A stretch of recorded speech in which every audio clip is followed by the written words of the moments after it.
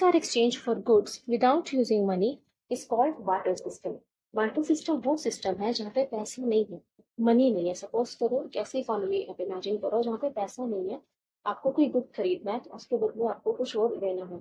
So where goods are exchange for goods without money, इसको हम कहते हैं बार्टर सिस्टम, जहाँ पे पैसा नहीं था, चीजों के बदले चीजें ही खरीदी बेची जाती।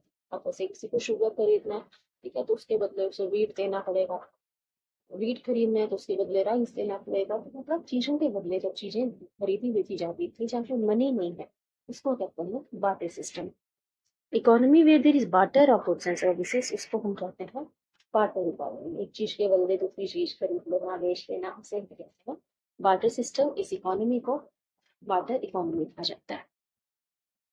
डिसएडवांटेजेस क्या थी, क्या प्रॉब्लम थी बार्टर सिस्टम में जो मनी को लाए? बार्टर सिस्टम में क्या प्रॉब्लम थी? सबसे पहला, डबल कोइंसिडेंस ऑफ वांट्स, दोनों की वांट्स एक जैसी होनी चाहिए। मतलब barter system requires double coincidence of wants. A seller has to find someone who wants to buy what he wants to sell. अब किसी को अपना कोई गुड बेचना है तो उसे किसी ऐसे को ढूंढना पड़ेगा जो वो खरीदना चाहता हो, जो सेलर के पास हो, और वो बायर अपना गुड बेचने को तैयार हो सेलर को। एग्जाम्पल से समझते हैं। Example, a wants to sell shirt in exchange of books. A अपनी शर्ट बेचने को तैयार है और बुक्स के एक्सचेंज में बुक्स खरीदना चाहे, तो उसे किसी ऐसे को ढूंढना पड़ेगा who is ready to buy shirt and sell his book, जो शर्ट खरीदने को तैयार हो और बुक्स बेचने को तैयार हो। अब ए को बुक्स चाहिए और बुक्स के बदले वो अपनी शर्ट बेचना चाहता है, तो उसे किसी ऐसे को ढूंढना पड़ेगा जो शर्ट खरीदने के लिए तैयार हो और बुक्स बेचने के लिए तैयार हो।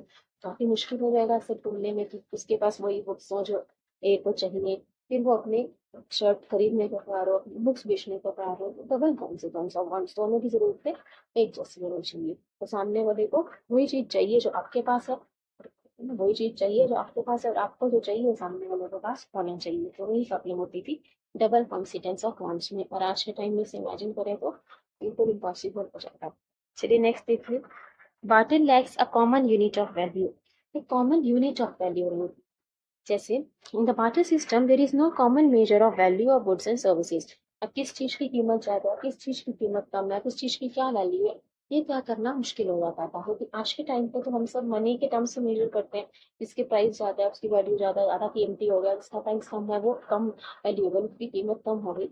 लेकिन तब जब मनी था ही नहीं, इमेजिन करें उस इकोनॉमी को जब मनी नहीं है, बार्टर सिस्टम है, गुड्स के बदले गुड्स खरीदे बेचे जाते हैं, तो किस चीज की वैल्यू ज्यादा है, किस चीज की वैल्यू कम है, ये तय करना बहुत मुश्किल हो जाता है। The difficulty arises at which rate any exchange is to be made, किस रेट पे एक्सचेंज किया जाए। जैसे हमने शर्ट और बुक का एग्जांपल देखा, ए अपनी शर्ट बेचने को तैयार है, मान लेते हैं उसे कोई ऐसा मिल गया जिसके पास भी बुक्स है जो ए को चाहिए, तो वो एक शर्ट के बदले अभी कहता है को कि एक शर्ट दे दो और एक से बदले एक बुक ले लो, एक किताब ले लो। लेकिन ये कह रहा है कि मुझे एक शर्ट के बदले चार बुक्स चाहिए, फोर बुक्स चाहिए। तो ये डिफिकल्टी अराइज होती थी कि at which rate any exchange is to be made. तो ए और बी के बीच में कॉन्फ्लिक्ट होगा, बी कहेगा कि मैं एक शर्ट के बदले तो एक ही बुक दूंगा, लेकिन ए कह रहा है कि मुझे एक शर्ट के बदले चार बुक्स दो। तो क्योंकि बुक्स की वैल्यू शर्ट की वैल्यू बुक की वैल्यू से ज्यादा है, लेकिन बी कह रहा है कि मैं एक ही बुक दूंगा एक शर्ट के बदले। तो ये डिफिकल्टी अराइज होती थी, कॉन्फ्लिक्ट होता था कि किस रेट पे एक्सचेंज हो, किस रेट पे खरीद चीजों को खरीदा बेचा जाए, किसकी वैल्यू ज्यादा है किसकी वैल्यू कम है, ये तय करना मुश्किल हो जाता है। No suitable system of storing wealth, wealth को स्टोर करने का कोई सिस्टम नहीं था। ऐसे आज के टाइम पे तो पैसे को स्टोर किया जा सकता है, मनी को बैंक्स में डिपॉजिट्स में स्टोर किया जाता है, लेकिन तब क्या था, तब पैसा नहीं था, गुड्स थे, तो उनको स्टोर करने में क्या प्रॉब्लम होती थी। Storing wealth means storing the purchasing power for use in future. Wealth को किस लिए स्टोर करते हैं ताकि फ्यूचर में काम आ सके।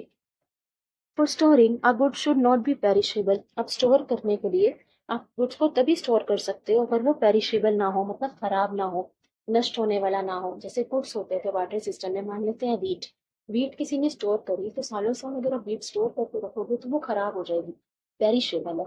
तो पेरिशेबल होना ये प्रॉब्लम होती थी। It should be easily portable.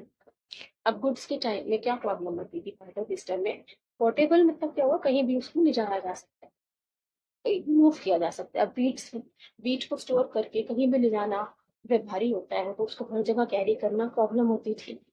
Requires less space and be readily available for exchange with other goods. अब किसी ने बीट स्टोर करके रख दी सालों साल, तो एक तो वो पेरिशेबल है, नष्ट हो जाएगी, खराब होने का डर है। दूसरा, पोर्टेबल घटनाओं से हर जगह लेके जाना मुश्किल है, रिक्वायर लेस स्पेस, अब वीट के लिए तो जगह भी ज्यादा चाहिए।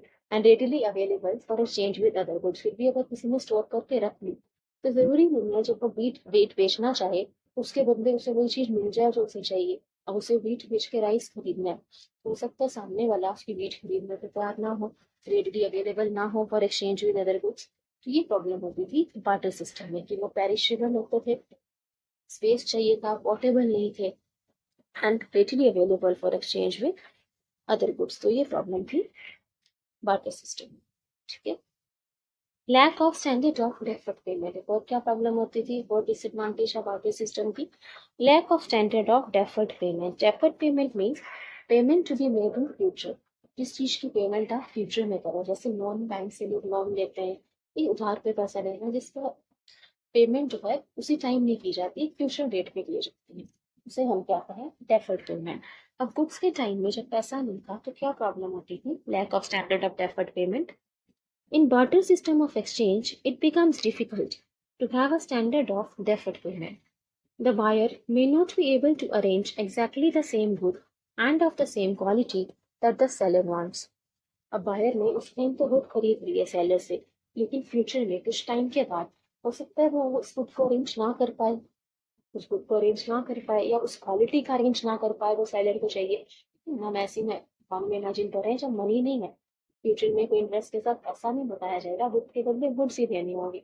तो फ्यूचर में आज प्रेजेंट में जो गुड उसने खरीद दी किसी ने, लेकिन फ्यूचर में उस गुड को वो अरेंज कर पाता है कि नहीं, कि उसी क्वालिटी उसी क्वांटिटी का अरेंज कर पाता है कि नहीं, तो ये प्रॉब्लम होती थी।